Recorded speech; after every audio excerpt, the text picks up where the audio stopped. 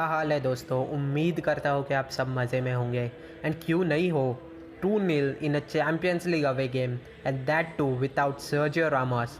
मज़ा ही आ गया। वीडियो शुरू करने से पहले बात करें काफ़ी शॉकिंग न्यूज़ की, तो फुटबॉल के दुनिया का एक legend Diego Maradona has passed away. To be honest, मुझे तो उन्हें लाइव खेलते हुए देखने का मौका नहीं मिला, पर कुछ वीडियोस ज़रूर देखने मिले। और ये नहीं, आप किसी भी इंसान को किसी फुटबॉलर के बारे में पूछोगे तो मैराडोना एंड पेले, ये दो नाम तो आपको सुनने मिलेंगे ही, भले ही वो फुटबॉल देखता भी नहीं हो। इसी से आपको उनका इम्पैक्ट दिख जाता है इस दुनिया पे। अब बात करें Inter Milan versus real Madrid की, तो भाई भाई भाई, अ टैक्टिकल मास्टर क्लास फ्रॉम ज़िनेडिन ज़िडान। सच बताऊँ तो मैं काफ़ी बोर हो चुका था वही क्रॉसिंग गेम देख देख के।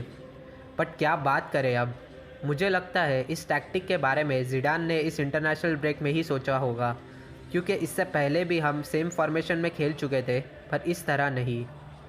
एंड मज़े की बात बताऊँ तो विलारियल एंड इस गेम में हम सेम लाइनअप एंड टैक्टिक्स से उतरे थे। बस कुछ चेंजेस थे जो विलारियल के गेम से हमें सीखने मिला एंड हमने इस गेम में वो इम्प्लीमेंट किया। वो हम आगे इस वीडियो में ज़रूर डिस्कस करेंगे। बात करें स्टार्टिंग 11 की, तो यार मैं सच बताऊँ तो सेम लाइनअप बिल्कुल एक्सपेक्ट नहीं किया था। मतलब मैंने पहले ही बोला था कि अगर वास्क्वेज को खिलाया स्टार्टिंग 11 में तो इतनी देर रात तक जाग के मैच देखने का कोई फ़ायदा नहीं। पर all thanks to Arturo Vidal for his brilliant performance. इसी के वजह से मैच काफ़ी इंटरेस्टिंग हो गया। कहने को तो हम 4-3-3 खिला रहे थे, पर ऑन द पिच देखा जाए तो हम दो लाइनअप खेल रहे थे। दैट इज़, पहला तो 4-3-3 with Kroos as a CDM and Modric and Odegaard on right and left midfield. पर साथ ही साथ हम 4-2-3-1 में भी स्विच होते जा रहे थे with Modric and Kroos in the midfield and Odegaard as a CAM. अगर आपने मेरा विलारियल एंड रियल मैड्रिड का मैच एनालिसिस वाला वीडियो देखा होगा तो उसमें मैंने एक प्रॉब्लम बताई थी कि जब वास्क्वेज एंड हज़ार्ड साथ में खेल रहे हो तब हज़ार्ड को सिर्फ और सिर्फ लेफ़्ट विंग पे ही खेलने मिलता है। पर शायद ज़िडान ने मेरी वीडियो देख ली होगी एंड इसीलिए इस गेम में उसने हज़ार्ड को फुल छूट दे दी कि भाई तू बिंदास घूम, तुझे जहाँ घूमना है वहाँ घूम। इसी के वजह से हमें ओल्ड एडन हज़ार्ड की कुछ झलक दिखाई दी। इंटर मिलान की बात करें तो ऑन पेपर तो वो 3-5-2 इस फॉर्मेशन में खेल रहे थे, पर ऑन द पिच बेसिकली वो 5-3-2 ही दिखाई दिए। सच बताओ तो हमने इंटर को पूरी तरह डोमिनेट कर दिया था। रेड कार्ड मिलने से पहले भी हम ही डोमिनेंट थे एंड उसके बाद तो उन्होंने उम्मीद ही छोड़ दी थी। मैं उनसे काफ़ी कुछ एक्सपेक्ट कर रहा था, बट फॉर्चुनेटली हम बहुत अच्छा खेले उनसे। अब बात करें रियल मैड्रिड के गेम की, सबसे पहले नज़र डाले डिफेंस पे तो वरान एंड नाचो की जोड़ी तो खूब सजी। लुकाकू को तो वरान ने अपने पॉकेट में रखा हुआ था पूरा गेम, कुछ करने ही नहीं दिया उसे। एंड साथ ही साथ नाचो भी बहुत बढ़िया खेला। एक नई चीज़ मुझे देखने मिली दोनों ही विलारियल एंड इस गेम में कि हमारा सेंटर बैक नाचो काफ़ी फॉरवर्ड रन बना रहा था। नाचो कम से कम 3 या 4 बार मुझे आगे रन बनाते हुए दिखाई दिया। एंड जब वो आगे जा रहा था तब मेंडी और क्रूज उसकी जगह कवर कर रहे थे एंड इसी का फल हमें मिला एंड नाचो ने हमें पेनल्टी जिताई।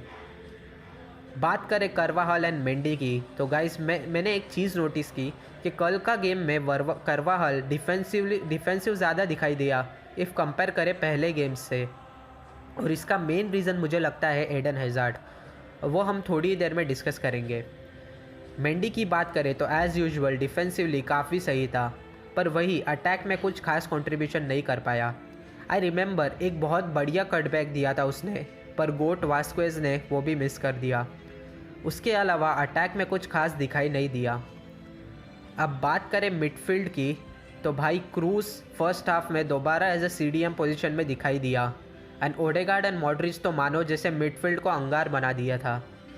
ओडेगार्ड काफ़ी सही तरह प्रेस कर रहा था एंड मॉडरिच का तो क्या बोलूँ मैं भाई, वो बंदा 35 की एज में लास्ट 4 गेम फुल 90 मिनट्स खेल चुका है। एंड इतना ही नहीं बल्कि लास्ट के 10-15 मिनट में भी वो बंदा आगे रन निकाल रहा है।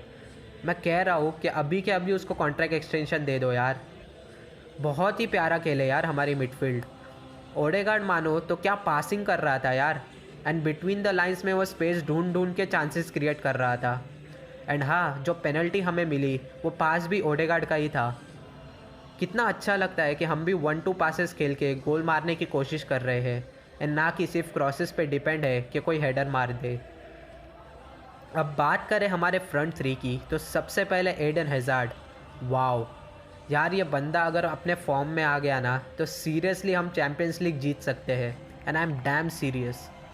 यार मैंने अपने विलारियल वाले वीडियो में कहा था कि वास्क्वेज की वजह से हैज़ार्ड को सिर्फ लेफ्ट विंग पे स्टिक होना पड़ रहा था, पर अब मानो तो ज़िडान ने उसको फुल छूट दे दी कि भाई तू घूम।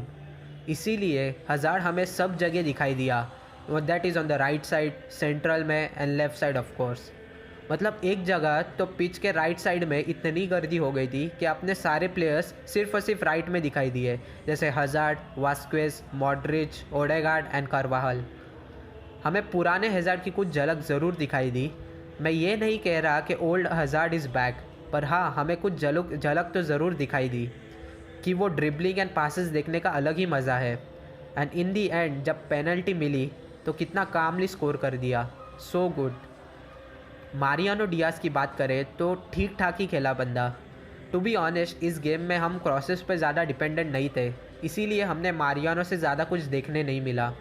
पर हाँ, जब भी बॉल उनके सेंटर बैक के पास होता था तब हमारे फ्रंट थ्री काफ़ी अच्छी तरह प्रेस कर रहे थे।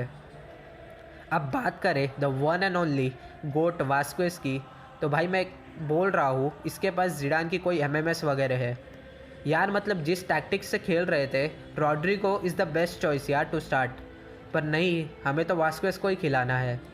मतलब कितने बार उसने अच्छे चांसेस गंवा दिए यार गोल्स मारने के, पर हाँ थैंक्स टू हिम फाइनली कि उसने इतने ब्लंडर्स के बाद एक अच्छा क्रॉस दिया and Rodrigo, what a finish man. Courtois की बात की जाए तो इस गेम में सिर्फ 1 या 2 बार ही उसे कुछ करना पड़ा होगा, वरना हमारे डिफेंस काफ़ी सही तरह खेले। अब बात करें द कंट्रोवर्शियल टॉपिक पे, तो आर्थुरो विडाल भाई क्या बंदा है यार वो। मतलब आप ही देखो, मॉड्रिच ने ना ही उसको पुल किया एंड वरान ने तो बॉल को टच किया। ये बंदा खुद ही अपने पैर मार के पेनल्टी मांग रहा है, लॉल। एंड रेफरी पे तो ऐसे चढ़ रहा है जैसे इसका बेटा हो। एंड बात का रिएक्शन तो देखो भाई, जैसे इसने कुछ किया ही नहीं हो सच बताऊँ तो मज़ा आ गया ये देख के। अब बात करें हमारे सब्स की, तो finally Casemiro is back from Covid and to be honest मुझे लगा कि ज़िडान इसे स्टार्ट कराएगा, पर नहीं, सेकेंड हाफ में आके ठीक ठाक ही खेला। टू बी ऑनेस्ट 10 मैन के अगेंस्ट ही एक्सपेक्टेड था। अब बात करें द मेन मैन रॉड्रिगो की, तो भाई ने चैम्पियंस लीग में अंगार लगा दिए हैं। 9 गेम्स में 6 गोल्स एंड 3 असिस्ट। एंड मुझे ये देखना अच्छा लगा कि ज़िडान ने इसे लेफ़्ट विंग पे खिलाया एंड हैज़ार्ड खेल रहा था एज अ नंबर 10 जब वो आया। एंड मुझे लगता है कि रॉड्रिगो राइट विंग से ज़्यादा लेफ़्ट विंग पे बहुत कुछ क्रिएट कर सकता है। जैसे उसके फर्स्ट गोल मुझे अभी भी याद है, क्या ही फिनिश थी यार वो। लास्ट गेम में भी वो एज अ सब आके गोल मारा एंड इस गेम में भी सेम किया। अब बात करें हमारे थर्ड सब्स्टिट्यूट की, तो विनीशियस आया फॉर एडन हैज़ार्ड। भाई मैं शॉक में था, वास्केस को भी निकाल सकता है यार, पर एज़ यूजुअल ज़िडान ने 3 विंगर्स को खिलाना सही समझा। टू बी ऑनेस्ट विनीशियस को लाने का मेन इंटेंशन तो पेस अब्यूस ही था, पर भाई की पासिंग, वाह। मतलब ये देखो यार, रॉड्रिगो अकेला रेडी है रन बनाने, पर विनीशियस सीधा पास करता है इंटर के डिफेंडर के पास। अब क्या बोलूँ मैं।